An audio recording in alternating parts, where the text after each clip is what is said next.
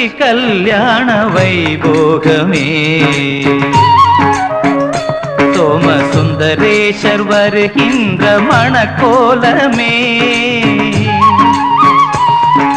வேதங்கள் காணாத பாதங்கள் புவி மீது தானாக வரச் செய்த காமேஸ்வரி தானாக வரச் செய்த காமேஸ்வரி மீனாட்சி கல்யாண வைபோகமே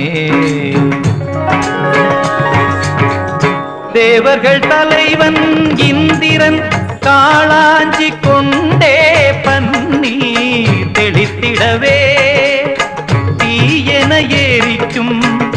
அக்னி தேவன் தூபம் காட்டி நெருங்கிடவே